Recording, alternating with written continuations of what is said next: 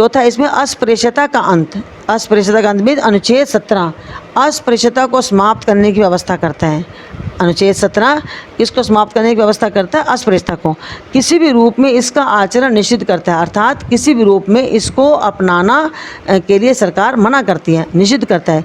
अस्पृश्यता से उपजी किसी भी नियोगिता को लागू करना अपराध होगा, अर्थात छुआछूत के आधार पर, अस्पृश्यता के आधार पर अगर किसी को अयोग्य ठहराया जाए तो अपराध होगा और उसको कानून द्वारा दंड दिया जाएगा, ये कहा गया अनुच्छेद 17 में।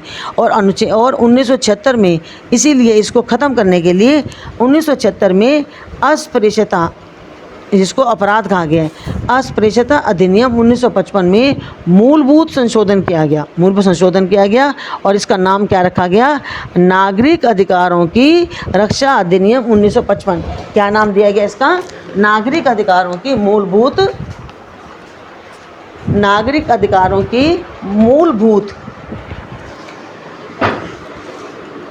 संशोधन किया गया और इसका नया नाम रखा गया नागरिक अधिकारों की रक्षा अधिनियम 1955 दिया गया।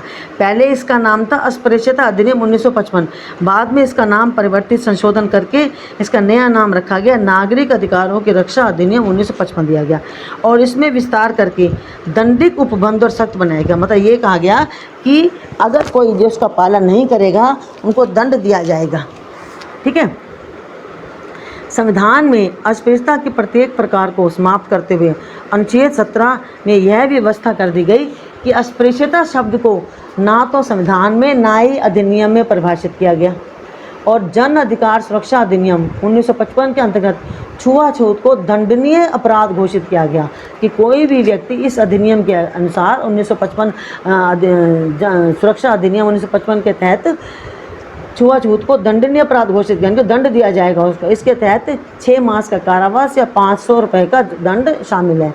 जो व्यक्ति इसके तहत मान लो किसी व्यक्ति ने वाकई इसका अपराध किया है, जो व्यक्ति इसके तहत दोषी करार दिया जाएगा उसे संसद या विधानमंडल के चुनाव के लिए भी अयोग्य होगा। यानी कि वो व्यक्ति जो है अगर जो इसका पालन नहीं करेगा वो व्यक्ति ना तो संसद के चुनाव के लिए ना ही विधानमंडल चुनाव के लिए खड़ा हो सकता हो। इन दोनों के चुनाव के लिए उसको अयोग्य करार कर दिया जाता है।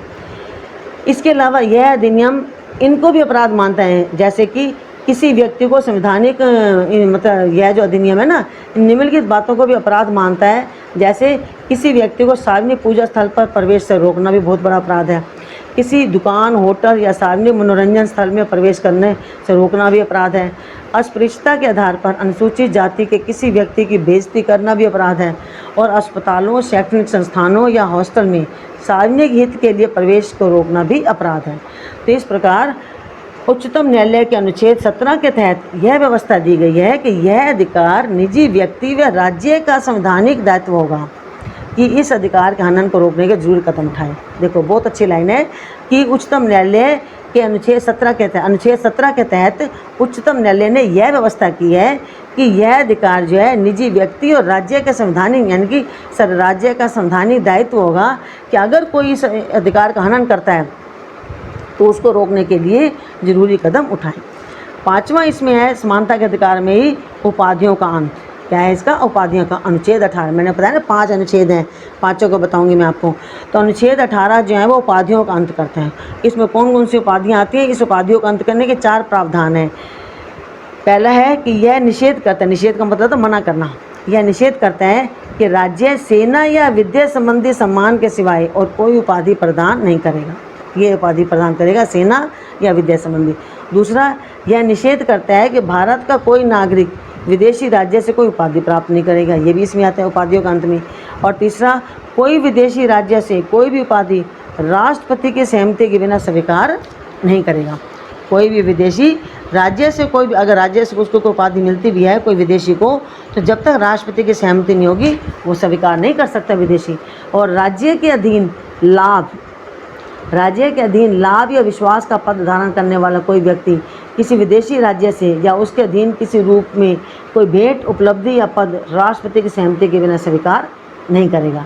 और उपरोक्त 5वां पॉइंट बता रही इसी में भी, उपाधियों वाले में भी, कि उपरोक्त प्रावधानों में स्पष्ट किया गया है कि देखो आपको मैं बताऊं कि जब ब्रिटिश सरकार थी ना उस समय ना कुछ सरकार ने उपाधियां दे रखी थी यहाँ हमारे भारत में। तो औपनिवेशिक राज्य के समय जो उपाधियाँ दी गई थी, वंशानुगत पद दिए गए थे, जैसे राजा, महाराजा, राज बहादुर, राय बहादुर, राजा साहब, दीवान बहादुर आदि, इनको अनुच्छेद 18 के तहत प्रतिबंधित किया गया। अनुच्छेद 18 के तहत प्रतिबंधित मीन बंद कर दिया गया, मना कर दिया गया कि ये कोई उपाधि किसी को नहीं दी जाएगी, क्योंकि ये सब राज्य के समक्ष समानता के अधिकार के विरुद्ध है। क्योंकि क्यों दी जाए किसी को उपाधि? ब्रिटिश सरकार ने उपाधि दी थी ना। तो जब हमारा संविधान बन गया, उस संविधान में जब मौलिक अधिकार दिए, उस अधिकारों में समानता के अधिकार में अनुच्छेद 18 के तहत इनको प्रतिबंधित कर दिया गया। अगर इनको दिया जाता तो समानता के अधिकार के विरुद्ध थे, इसीलिए इनको देने के लिए मना कर दिया गया। और इसी में छठा पॉइंट आपका कि 1996 में उच्चतम न्यायालय ने निम्न जिन उपाधियों की मान्यता या संवैधानिक वैधता को उचित ठहराया था, उनमें 1996 में उच्चतम न्यायालय ने कुछ उपाधियाँ थी, कुछ उपलब्धियाँ थी जिनको उन्होंने उचित ठहराया था। वो है पद्म विभूषण, पद्मभूषण और पद्मश्री। तो न्यायालय सरकार ने ये कहा है कि ये पुरस्कार उपाधि नहीं है तथा अनुच्छेद 18 में वर्णित प्रावधानों का इनसे उल्लंघन नहीं होता। अगर ये उपाधियाँ दी जाती हैं ना, तो ये पुरस्कार है, उपाधि नहीं है। इनसे अनुच्छेद 18 में जो प्रावधान है ना, अभी मैंने बताए हैं, ये देने से उन प्रावधानों का उल्लंघन नहीं होता और ये समानता के सिद्धांत के भी प्रतिकूल नहीं है। ये सरकार देती है, अपने देश की सरकार देती है अपने देश के नागरिकों को। तो इन राष्ट्रीय पुरस्कारों की संस्थापना 1954 में हुई और 1977 में मोरारजी देसाई के नेतृत्व वाली जनता पार्टी ने उनका क्रम तोड़ दिया था बाद में। लेकिन 1980 में इंदिरा गांधी की सरकार ने उन्हें दोबारा से प्रारंभ कर दिया था। ठीक है, तो ये मैंने अभी आपको बताया समानता का अधिकार। समानता के अधिकार में 5 अनुच्छेद है, 14 से 18। तो 14 से 18 में 14 अनुच्छेद में मैंने आपको किस चीज़ पर जोर डालने के लिए कहा है? विधि का सम्मान, विधि के समक्ष समानता। अनुच्छेद 15 में कि धर्म, मूल, वंश, जाति के आधार पर कोई भेदभाव ना होना। ठीक है, और अनुच्छेद 16 में मैंने क्या बताया आपको? अवसर की समानता। और अनुच्छेद जो 17 है, अनुच्छेद 17 में अस्पृश्यता का अंत बताया मैंने आपको। और अनुच्छेद 18 में उपाधियों का अंत। ठीक है, तो ये आपके हो गया समानता का अधिकार। क्लियर हो गया ना? अब मैं आपको बताऊंगी स्वतंत्रता का अधिकार। स्वतंत्रता का अधिकार में हमारे जो है 6 स्वतंत्र, ध्यान देना, मौलिक अधिकार 6 अलग है ये, लेकिन जो स्वतंत्रता का अधिकार है इसमें 6 स्वतंत्रताएं हैं। यहाँ मिक्स मत करना, 6 स्वतंत्रताएं दे रखी है स्वतंत्रता के अधिकार में। तो स्वतंत्रता के अनुच्छेद, स्वतंत्रता का जो अधिकार है वो कहाँ से कहाँ तक है, कौन से अनुच्छेद से कहाँ तक है? 19 से 22 तक। ठीक है, तो अनुच्छेद 19 जो है 6 अधिकारों के, ये जो स्वतंत्रता का अधिकार है हमारे 6 अधिकारों की रक्षा करता है। तो अनुच्छेद 19 सभी नागरिकों को 6 अधिकारों की गारंटी देता है। 6 अधिकार में 6 स्वतंत्रताओं की गारंटी देता है, जैसे कि वाक एवं अभिव्यक्ति की स्वतंत्रता। के अधिकार में हर व्यक्ति को बोलने की, अपने विचार व्यक्त करने की स्वतंत्रता है। शांतिपूर्वक सम्मेलन करने का अपराध अधिकार, संगम, संघ या सहकारी समितियां बनाने का अधिकार, भारत के राज्य क्षेत्र में सर्वत्र आबाद आचरण, यानी कि हम आचरण अपना जैसा भी रखना चाहे रख सकते हैं। भारत के राज्य क्षेत्र के किसी भूभाग में, हम पूरे भारत के राज्य क्षेत्र में कहीं भी निर्बाध बिना किसी बाधा के घूम सकते हैं, बस सकते हैं, निवास कर सकते हैं। और कोई भी व्यक्ति जो है व्यापार या कारोबार करने का सबको पूरा अधिकार है।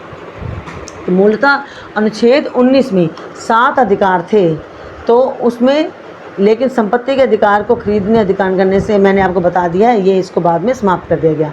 तो इन 6 अधिकारों की सुरक्षा जो है राज्य के खिलाफ मामलों में है और निजी मामलों में भी, अर्थात राज्य इन 6 अधिकारों पर अनुच्छेद 19 में उल्लिखित अधिकारों पर उचित प्रतिबंध लगा सकता है। और इसी में मैं आपको बता रही हूँ स्वतंत्रता के अधिकार में अनुच्छेद 20, अभी मैंने अनुच्छेद 19 बताया ना मैंने आपको। अब अनुच्छेद अनुच्छेद 20 जो है वो क्या कहता है कि किसी भी अभियुक्त या किसी भी दोषी करार व्यक्ति, चाहे वह नागरिक हो या विदेशी या कंपनी या परिषद का कानूनी व्यक्ति हो, उसके विरुद्ध मनमाने व अतिरिक्त दंड से संरक्षण प्रदान करता है। इस संबंध में 3 व्यवस्थाएं दे रखी हैं। पहला क्या है कि कोई पूर्व पद प्रभाव कानून नहीं है, अर्थात कोई व्यक्ति किसी व्यक्ति अपराध के लिए तब तक सिद्ध दोष नहीं ठहराया जाएगा जब तक उसने ऐसा कार्य करने के समय जो अपराध के रूप में आरोपित है किसी प्रवृत्त विधि का अतिक्रमण नहीं किया। जब तक उसने किसी विधि पर किसी का कोई नुकसान नहीं पहुंचाया, अतिक्रमण नहीं किया, तो उसके ऊपर कोई अपराध आरोपित नहीं किया जा सकता। दूसरा, धोरी क्षति नहीं, अर्थात किसी व्यक्ति को एक ही अपराध के लिए एक बार से अधिक उसको दंडित नहीं किया जा सकता। ठीक है, ऊपर आपका हेडिंग है अपराध के लिए दोष सिद्धि के लिए। अपराध, अगर किसी व्यक्ति ने कोई अपराध किया है, उसका दोष मान लो सिद्ध हो गया है, तो उसमें उसको दंड दिया जाएगा या संरक्षण दिया जाएगा। स्वयं अभिशासन नहीं, अर्थात किसी अपराध के लिए अभिव्यक्ति किसी व्यक्ति को स्वयं अपने विरुद्ध साक्षी होने के लिए भी बाध्य नहीं कर सकता। और प्राण व दैहिक स्वतंत्रता, अर्थात अनुच्छेद 21 में घोषणा की गई है कि किसी व्यक्ति को उसके प्राण या दैहिक स्वतंत्रता से विधि द्वारा स्थापित प्रक्रिया के अनुसार ये वंचित किया जाएगा, अन्यथा नहीं। समझो इस पॉइंट को कि अनुच्छेद 21 जो है वो यह घोषणा उसमें की गई है कि किसी भी व्यक्ति को उसके प्राण या दैहिक स्वतंत्रता से कानून द्वारा स्थापित प्रक्रिया के अनुसार ही उसको वंचित किया जा सकता है, अन्यथा नहीं। दैहिक स्वतंत्रता यानी कि जो उसके अपने प्राण की स्वतंत्रता है या दैहिक स्वतंत्रता है, तो उसको कैसे वंचित किया जा सकता है? कानून के द्वारा, ऐसे नहीं कर सकते। प्रसिद्ध गोपालन मामले 1950 में उच्चतम न्यायालय ने अनुच्छेद 21 में सिर्फ मनमानी कार्यकारी प्रक्रिया के विरुद्ध सुरक्षा उपलब्ध की, ना कि विधानमंडलीय प्रक्रिया के विरुद्ध। अगर अर्थात मनमानी कार्यकारी प्रक्रिया के विरुद्ध ही अगर कोई व्यक्ति मनमानी कार्य करता है तो उसके विरुद्ध ही सुरक्षा उपलब्ध होगी, ना कि विधानमंडलीय प्रक्रिया के विरुद्ध। इसका मतलब ये है कि राज्य प्राण एवं दैहिक स्वतंत्रता के अधिकार को कानूनी अधिकार पर रोक सकता है। ठीक है, अब इसी में आपको मैं बताऊंगी आपको शिक्षा का अधिकार, स्वतंत्रता के अधिकार में। तो शिक्षा का अधिकार क्या है हमारा? अनुच्छेद 21 मैंने बताया ना आपको कि स्वतंत्रता के जो अधिकार हैं वो 19 से 22 तक हैं। तो अभी मैं आपको अनुच्छेद बताया, अभी 22 तक बोला, तो अनुच्छेद 21 में क्या आ गया? 20 में मैंने आपको अभी बताया ना अनुच्छेद 20 में कि दो अपराध के दोष सिद्धि के लिए बताया मैंने आपको, अगर किसी का कोई अपराध जो है को दोष अगर सिद्ध हो जाता है तो। और अब मैं आपको बता रही हूँ अनुच्छेद 21 में क्या कहा गया है कि घोषणा की गई है कि राज्य 6 से 14 वर्ष तक की उम्र के बच्चों को निःशुल्क व अनिवार्य शिक्षा उपलब्ध कराएगा। 6 से 14 वर्ष तक, और बाकी निःशुल्क शिक्षा सबको मिलती है 14 वर्ष तक की। इसका निर्धारण राज्य करेगा। इस प्रकार यह व्यवस्था आवश्यक शिक्षा के एक मूल अधिकार के अंतर्गत है, ना कि उच्च या व्यावसायिक शिक्षा के संदर्भ में। उच्च या व्यावसायिक शिक्षा के संदर्भ में नहीं है। 6 से 14 वर्ष तक की उम्र के बच्चों को निःशुल्क और अनिवार्य शिक्षा उपलब्ध कराता है।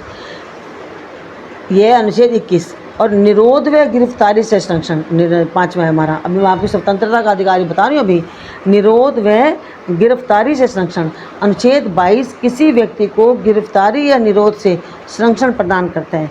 हिरासत जो है वो 2 प्रकार की होती है। अगर मान लो किसी व्यक्ति को गिरफ्तार कर दिया गया है तो उसको कैसे संरक्षण मिलेगा, कैसे सहायता मिलेगी? तो जो संरक्षण होता है वो 2 प्रकार, इस हिरासत 2 तरह की होती है। एक होता है दंड विषयक हिरासत, एक व्यक्ति को दंड देती है जिसने अपराध स्वीकार कर लिया और अदालत ने उसे दोषी करार दे दिया, वो तो हो गया दंड विषयक। ठीक है, और निवारक हिरासत क्या होती है कि यह वह होती है जिसमें बिना सुनवाई के अदालत में दोषी ठहरा दिया जाए, कि उसकी सुनवाई नहीं की, उसको अदालत ने दोषी ठहरा दिया। इसका उद्देश्य क्या है कि किसी व्यक्ति को पिछले अपराध पर दंडित ना करके भविष्य में उसे ऐसे अपराध ना करने की चेतावनी देने जैसे हैं। इस तरह निवारक हिरासत केवल शक के आधार पर ही एहतियात होता है। तो विश्व में कोई भी ऐसा लोकतांत्रिक, ये मैंने आपको बताया लोक निरोध व गिरफ्तारी से संबंधित अनुच्छेद 22, तो विश्व में कोई भी ऐसा लोकतांत्रिक देश नहीं है जहां भारत के समान संविधान के अंतरिम भाग में आंतरिक निरोध व निवारण संबंधी कानून की पूरी व्यवस्था हो। अमेरिका में तो है ही नहीं, और ब्रिटेन में इन्हें तब दोबारा रखा गया जब प्रथम या द्वितीय विश्व युद्ध का समय था। भारत में भी ब्रिटिश शासनकाल के समय व्यवस्था थी, जैसे कि बंगाल राज्य कैदी विधेयक 1818 और भारत के सुरक्षा अधिनियम 1939 में निवारक निरोध की व्यवस्था की गई थी उस समय। अब नहीं है ऐसा। ठीक है, तो ये मैंने आपको बताया स्वतंत्रता का अधिकार। स्वतंत्रता के अधिकार में हमारे कितने अनुच्छेद हैं? 19 से 22।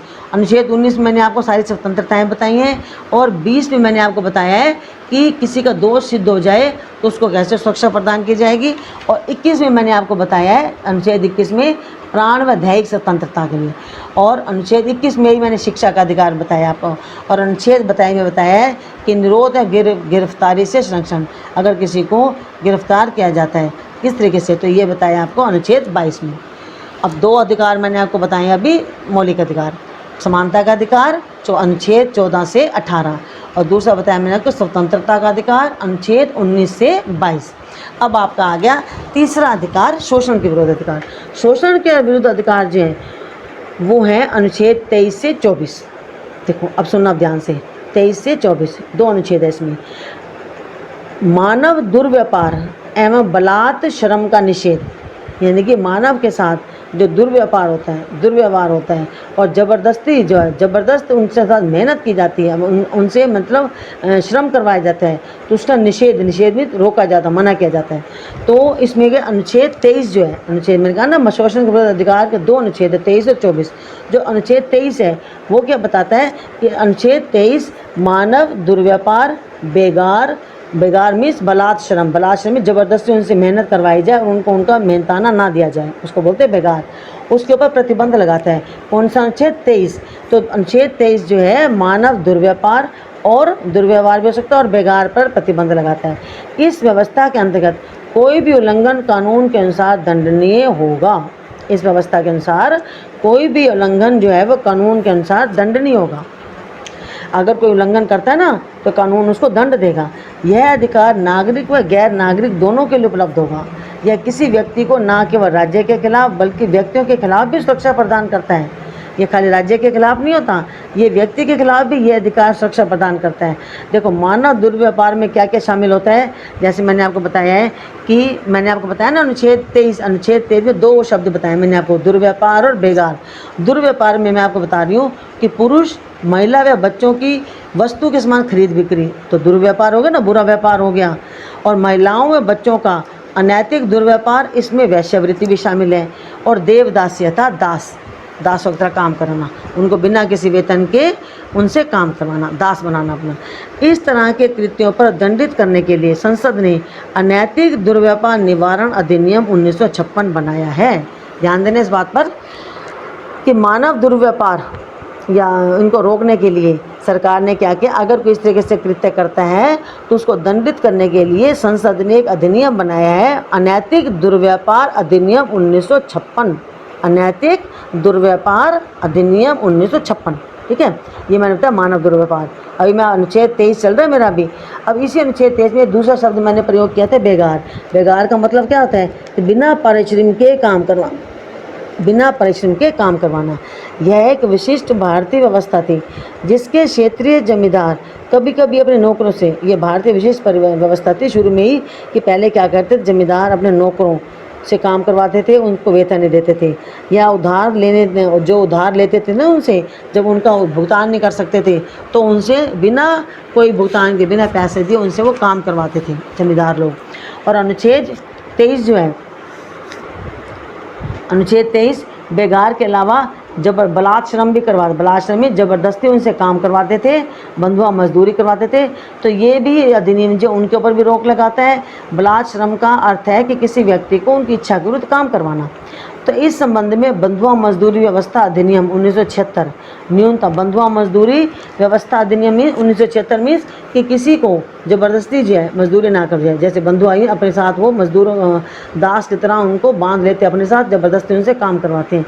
और न्यूनतम मजदूरी अधिनियम 1948, इसका मतलब क्या है कि जो व्यक्ति जहाँ काम करता है कम से कम उसकी इतनी मजदूरी तो हो कि उसकी जो ज़रूरत की सारी आवश्यकताएँ पूरी हो पाएँ, तो ये भी अधिनियम बनाया गया।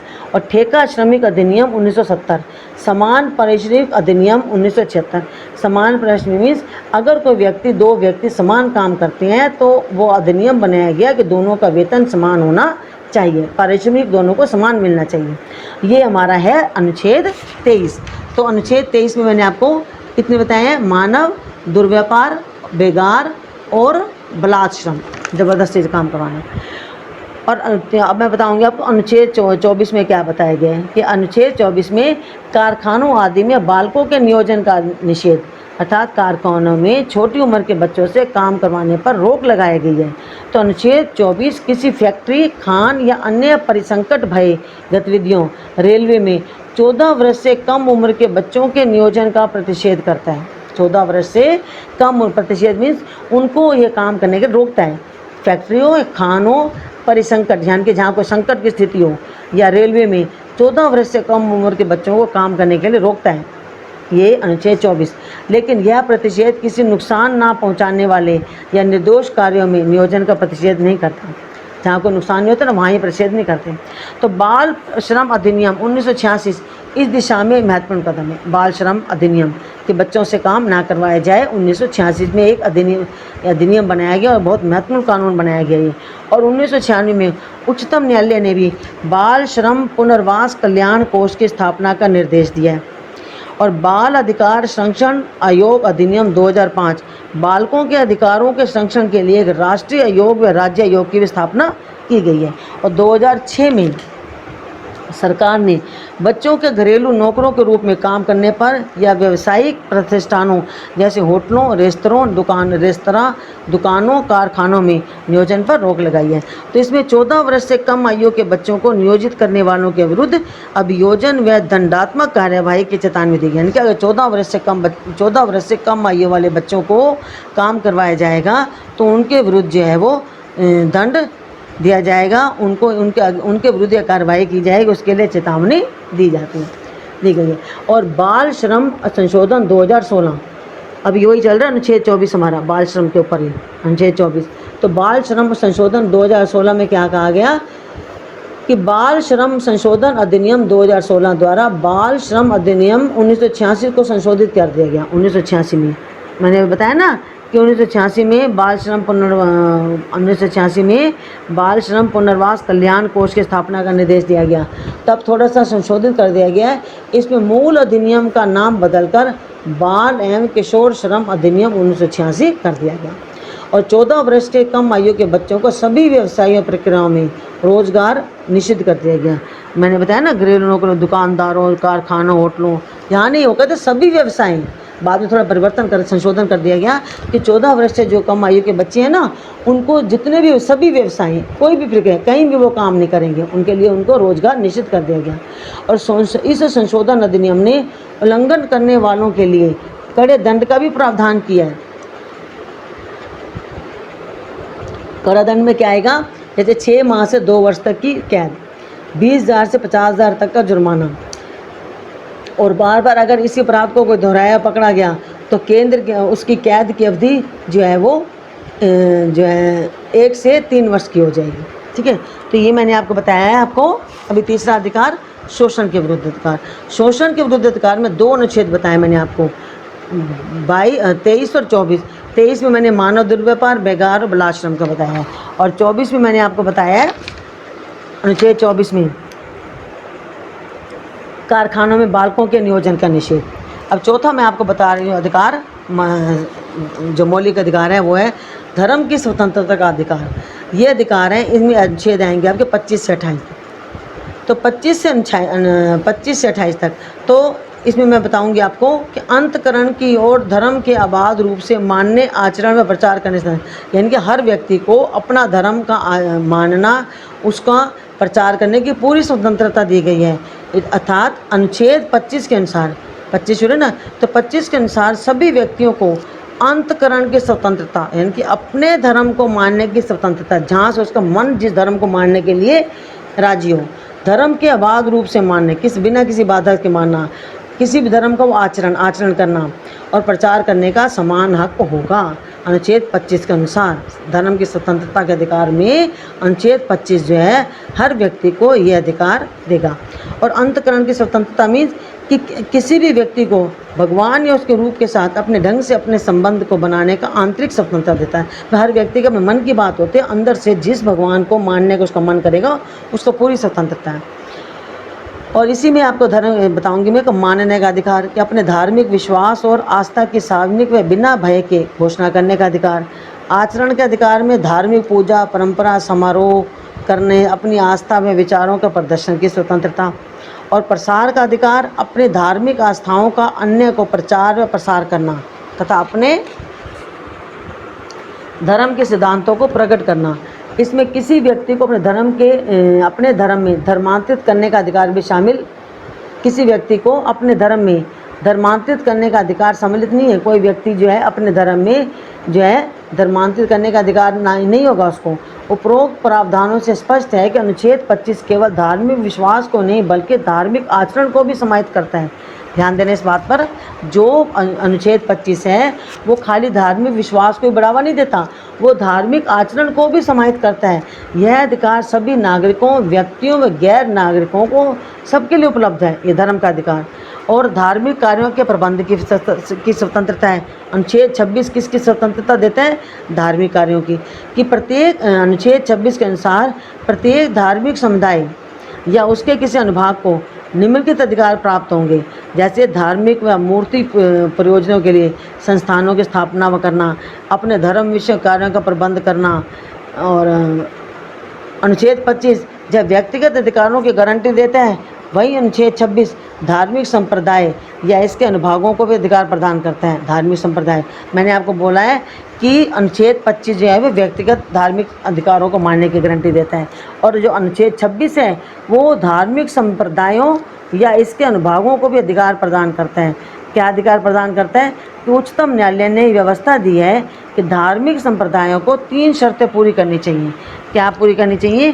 कि यह व्यक्तियों का समूह होना चाहिए, इनका एक सामान्य संगठन होना चाहिए और इसका एक विशिष्ट नाम भी होना चाहिए, तभी तो माना जाएगा ना धार्मिक संप्रदाय। तो उच्चतम न्यायालय ने व्यवस्था दी है कि रामकृष्ण मिशन और आनंद मार्ग हिंदू धर्म के अंतर्गत धार्मिक संप्रदाय हैं। ये आपको एग्जाम्पल बताया मैंने, ये सब होना चाहिए। और धर्म की अभिवृद्धि के लिए करों के संदाय से स्वतंत्रता, अर्थात राज्य कर के रूप में एकत्रित धन को किसी विशिष्ट धार्मिक उत्थान व रख रखाव के लिए व्यय नहीं कर सकती।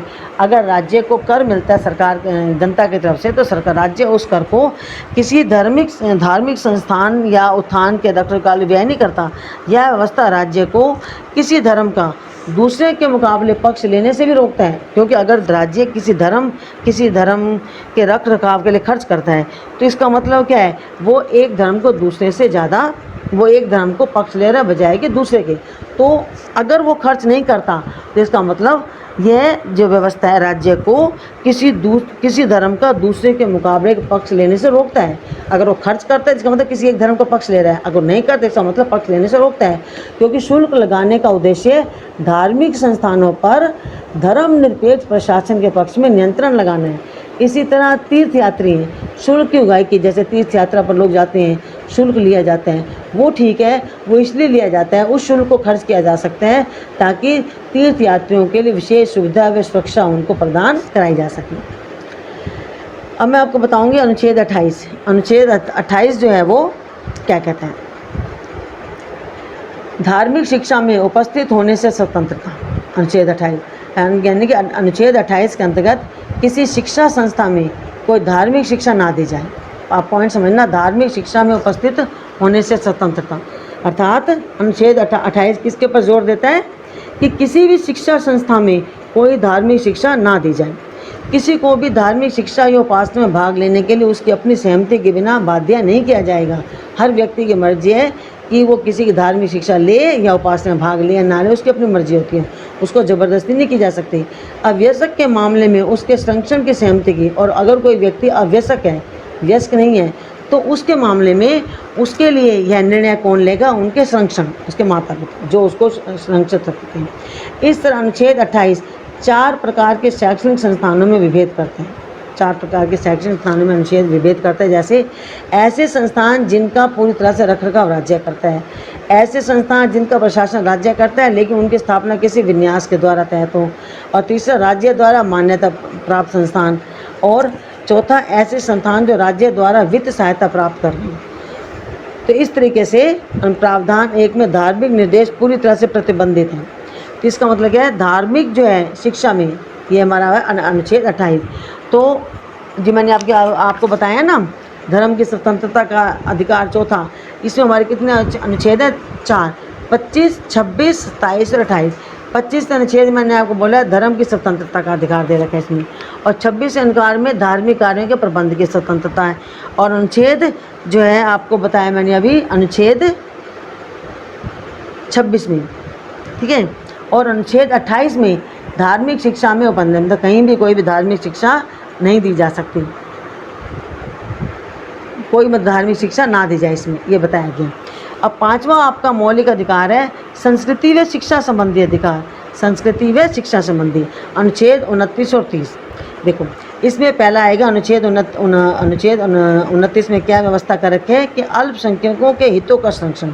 कि अनुच्छेद 29 यह उपबंध कराता है कि भारत के किसी भी भाग में रहने वाले नागरिकों के किसी भी अनुभाग को जिसकी अपनी बोली, भाषा, लिपि, संस्कृति को सुरक्षित करने का पूर्ण अधिकार होता है।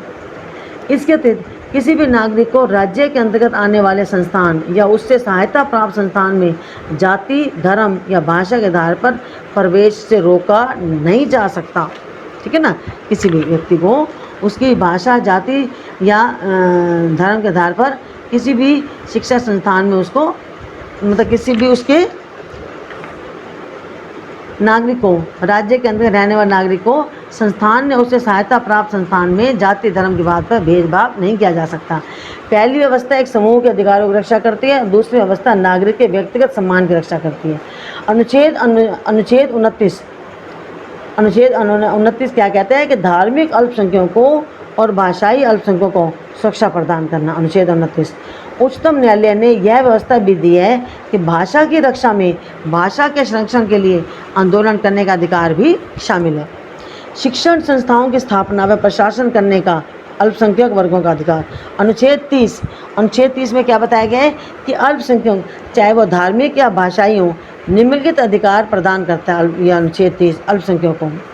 अनुच्छेद 30 किसको, धार्मिक और भाषा के चाहे कोई भी हो उनको अल्पसंख्यकों को क्या अधिकार प्रदान करता है कि सभी अल्पसंख्यक वर्गों को अपनी रुचि की शिक्षा संस्थाओं की स्थापना व प्रशासन का अधिकार होगा, पहला। और दूसरा, राज्य आर्थिक सहायता में अल्पसंख्यकों द्वारा प्रबंधित संस्थानों में कोई विभेद नहीं करेगा। ठीक है।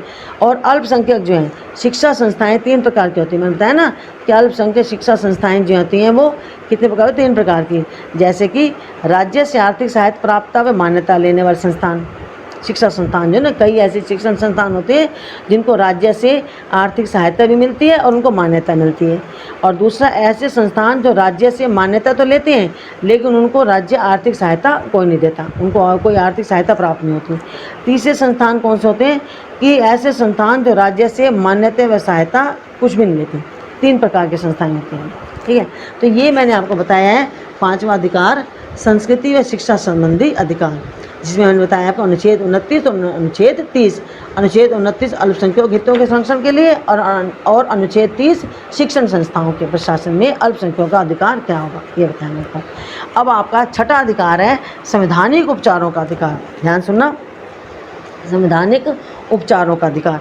मूल अधिकारों की संवैधानिक घोषणा तब तक अर्थहीन, तर्कहीन व शक्तिहीन है। देखो हमारे संविधान ने जो हमारे को मौलिक अधिकार दिए हैं उनकी घोषणा की है, तो इसमें यह कहा गया है संवैधानिक उपचारों के अधिकार में कि ये संवैधानिक मूल अधिकार हमारे की जो संवैधानिक घोषणा कर रखी है वो तब तक अर्थहीन है, तर्कहीन है और शक्तिहीन है जब तक कि कोई प्रभावी मशीनरी उसको लागू करने के लिए नहीं हो।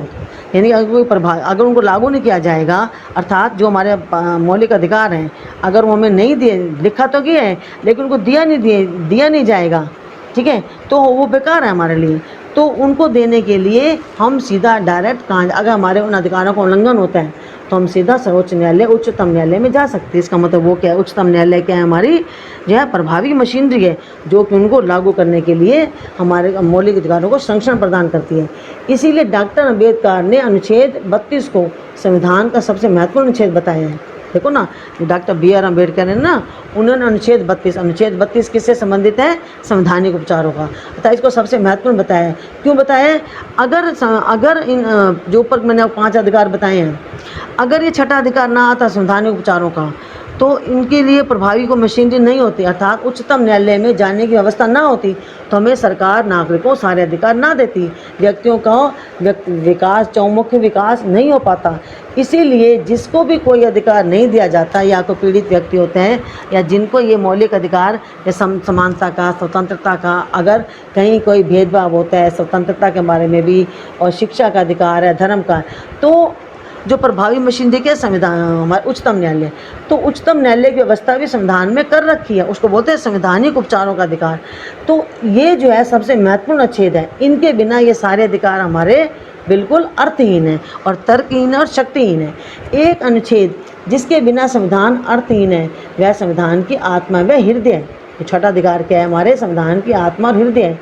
उच्चतम न्यायालय ने व्यवस्था दी है कि अनुच्छेद 32 में संविधान की मूल विशेषताएं हैं। इस तरह से संविधान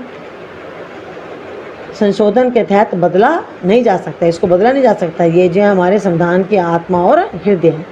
ठीक है, तो बेटा आज मैंने आपको बताया है इसमें कि संविधान की क्या विशेषताएं हैं। ठीक है, इस संविधान में मैंने आपको बताया है कि संविधान की विशेषताएं बताई हैं। शुरू में मैंने आपको क्या बताया, मौलिक अधिकार कितने हैं, मौलिक अधिकारों के बारे में बताया, इसका अर्थ बताया मैंने आपको, और राज्य की परिभाषा, मौलिक अधिकारों की विशेषताएं और कितने संविधान द्वारा हमारे को मौलिक अधिकार प्राप्त हैं। 6 अधिकार प्राप्त हैं। ठीक है, तो अब इसको आप ध्यान से पढ़ना, इस वीडियो को सुनना ध्यान से, और उम्मीद है आपको पूरा समझ आएगा। ठीक है, थैंक यू बेटा।